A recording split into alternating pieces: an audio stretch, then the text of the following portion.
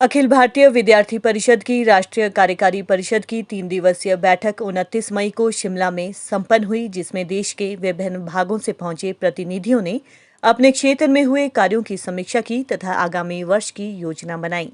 3 दिनों तक चले इस मंथन में समसामयिक विषयों पर विस्तार पूर्वक चर्चा की गई।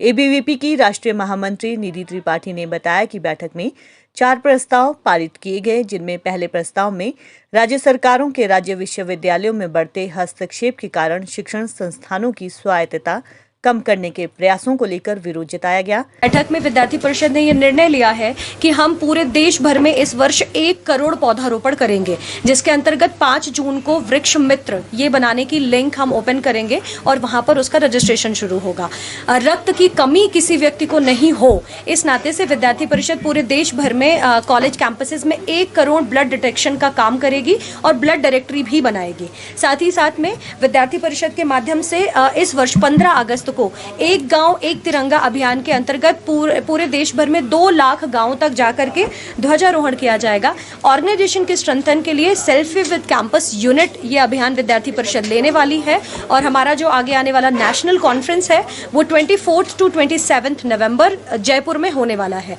तो ऐसी अपनी कुछ घोषणाएं की गई हैं। साथ ही एबीवीपी का जो मुखपत्र है छात्र शक्ति, उस छात्र शक्ति की पत्रिका का 1 लाख रजिस्ट्रेशन पूरे देश भर में हो, ये भी हमने लिया है। साथ ही 4 रेजोल्यूशंस अपने यहाँ पर पारित किए गए हैं और एक यूथ से कुछ आह्वान भी किया गया है। रेजोल्यूशंस में पहला रेजोल्यूशन जो है वो जिस तरीके से राज्य सरकारें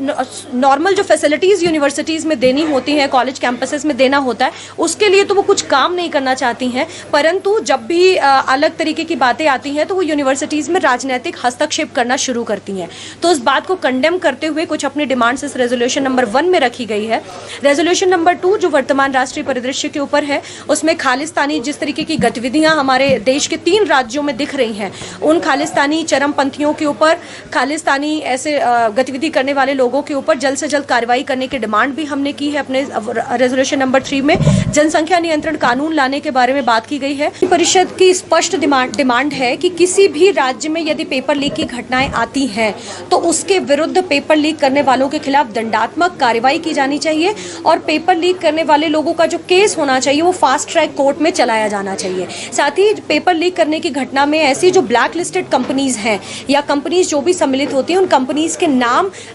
पब्लिक करने चाहिए और पब्लिक करने के पश्चात उन ब्लैक लिस्टेड कंपनीज को कंप्लीटली बैन कर देना चाहिए। ये विद्यार्थी परिषद की अपनी स्पष्ट मांग है, क्योंकि इस तरीके से पेपर लीक की घटनाएं होना, वो चाहे कॉलेज कैंपसेस के एग्जाम्स में हो या फिर स्टेट लेवल के जो एग्जाम्स होते हैं, कॉम्पिटिटिव एग्जाम्स, उसमें पेपर लीक होना, ये अपने आप में ही एक चिंता का विषय है, क्योंकि ये समस्त स्टूडेंट्स के साथ में वो जितने भी परीक्षार्थी होते हैं उनकी एनर्जी, उनका पैसा और उनके टाइम, इन तीनों चीज़ों का लॉस होता है और एक मेंटल प्रेशर भी होता है इसके बाद। तो इसलिए विद्यार्थी समुदाय की इस पूरी मेहनत को ध्यान में रखते हुए विद्यार्थी परिषद ने इस डिमांड को अपने रेजोल्यूशन में रखा।